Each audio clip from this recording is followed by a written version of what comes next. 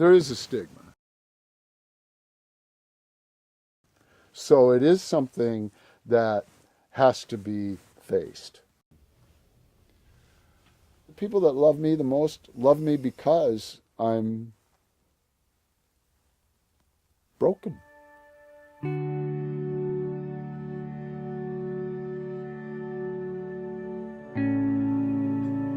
You know, when you're good, there's nobody better, but when you're bad, there's nobody worse. And I had this one friend, dear friend, tell me, we can't help you anymore, Jim. Your friends can't help you anymore. You need professional help. What I learned is that I can't really control my emotions. And my thoughts will then dictate my emotions. Now, you probably knew that in kindergarten. I never learned it. I never learned it until I went to Overlake Hospital. A mental illness isn't a character flaw. It isn't something you can will yourself out of. It isn't something you can just think differently and will go away, just like you can't will yourself from cancer.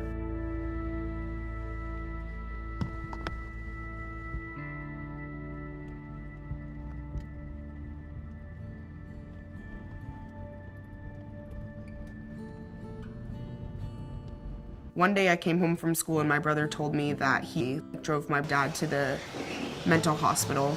I just was shocked and I couldn't move, and I just was thinking there like, oh my God, my dad is crazy. And then I had to sit back and take a moment and be like, he needs this. People go there for a reason, to get help, and because they have serious issues, and he just went through a serious traumatic thing in life. It was really painful, especially to watch my dad be in such pain that he was, because he's my best friend. I thought there was nothing worth living for. And from the second I saw that Chargers, when she looked at me and said, we can help, we have a bed for you, I went, whoa, there's something worth fighting for here. There's something to live for. Jim was clearly suffering, and I really felt that. I could feel that in sitting with Jim. And honestly, I was struck by his courage. Most of our patients have to overcome stigma and anxiety over accessing mental health treatment. And I think our patients discover once they access our treatment, whether it's outpatient or inpatient, that they are being cared for by people that really care. Many of our patients have never been able to talk openly in a group about what they're going through, and to have others validate that experience, talk about their own experiences, is very, very powerful and healing. I really saw Jim go from a very depressed, suffering, anxious individual to really emerge with this passion and this enthusiasm and this engagement. Was very fulfilling. That's as good as it gets as a doctor. Dr. Koenig, the best.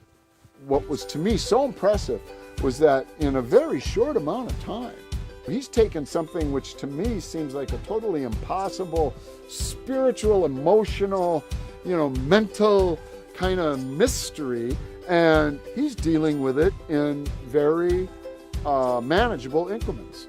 After my dad went to Overlake, I definitely think that he changed the way that he dealt with himself and his mood swings. It did really boost his confidence. The people at Overlake helped him tremendously. He's taken all that information and he's using it in his everyday life. He's a lot more content with who he is and where he's at in life. My dad makes me the proudest person in the world. There is a way to be able to live with this disorder, do so in a happy, constructive, productive way. But it takes work. And there are people who can help you do that work. And that's a lot of why I'm here, expressing gratitude to Overlake.